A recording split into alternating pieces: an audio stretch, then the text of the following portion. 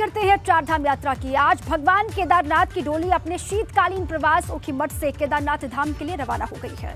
रविवार से ही इसकी तैयारी शुरू हो गई थी, जहां ओंकारेश्वर मंदिर ऊखीमठ में आचार्य और साधु संतों ने रविवार शाम करीब 7 बजे भैरवनाथ की पूजा अर्चना शुरू की थी, जो कि करीब 2 घंटे तक चली।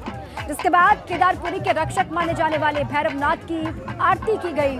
वहीं आज रवाना हुई भगवान केदारनाथ की पंचमुखी चल विग्रह डोली विभिन्न पड़ावों से होते हुए केदारनाथ धाम पहुंचेगी। भगवान केदारनाथ की डोली का पहला रात्रि प्रवास विश्वनाथ मंदिर में होगा और भगवान केदारनाथ की डोली अपने पहले पड़ाव पर पहुंच भी चुकी है, ऐसी खबर है। दूसरा रात्रि प्रवास 3 मई को फाटा में होगा, जबकि 4 मई को भगवान की डोली गौरीकुंड में रात्रि प्रवास करेगी और फिर 5 मई को भगवान केदारनाथ की डोली केदार धाम पहुंच जाएगी, जहां पर 6 मई की सुबह 6:25 पर केदारनाथ धाम के कपाट खुल जाएंगे, जिसका श्रद्धालुओं को बेसब्री से हो रहा है इंतजार।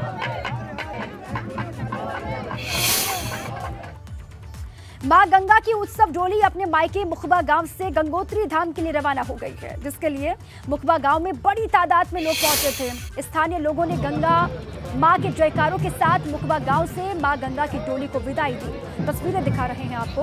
उत्सव डोली मुखबा से मार्कंडेय मंदिर, देवी मंदिर होते हुए भैरव घाटी पहुंचेगी। रात्रि विश्राम भैरव मंदिर में ही होगा।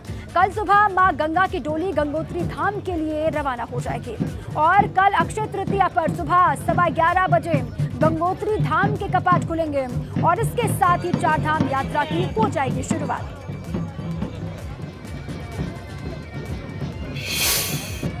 मां गंगा की उत्सव डोली अपने मायके मुखबा से रवाना हो रही है, जिसको लेकर देखिए अगर हम यहाँ पर अभी बात करें तो भगवान सोमेश्वर देवता और जो अन्य डोलियां हैं वो भी उनके साथ रवाना होंगी और ख़ास तौर पर आर्मी की धुन में यहाँ से मां अपने मायके से आज विदा लेगी। और अगर बात करें तो ये पल बहुत खास होते हैं, ख़ास तौर पर मुखबा के लिए, क्योंकि यहाँ से जो विदाई है वो माँ की होती है। एक माँ को अपनी बेटी के तौर पर ये गांव जो है विदा करता है। उसके बाद शीतकालीन प्रवास के लिए माँ गंगा की डोली वापस जो है मुखबा में आ जाएगी। हमारे साथ तीर्थ पुरोहित राजेश शेमाल जी हैं, उनसे जानकारी लेते हैं। सर, डोली रवाना हो रही है, किस तरीके से कहाँ पड़ाव रहेंगे?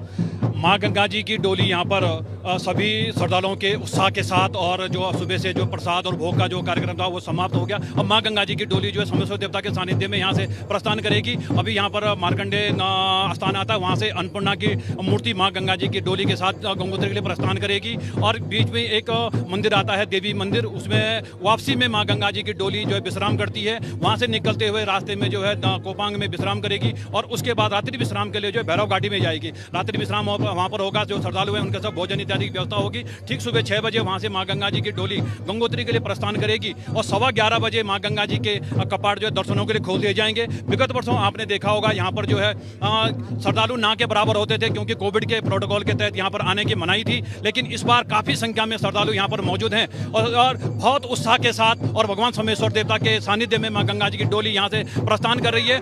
ये गांव के लोग हैं जो माँ को की डोली के साथ जो है यहाँ से जितने पड़ावों से माँ की डोली जाएगी वहाँ पर जाएंगे। क्या नाम है आपका? मैं कहे आज ससुराल जा रही हमारी माँ है, ठीक है बाबा, ससुराल जा रहे आज गंगोत्री।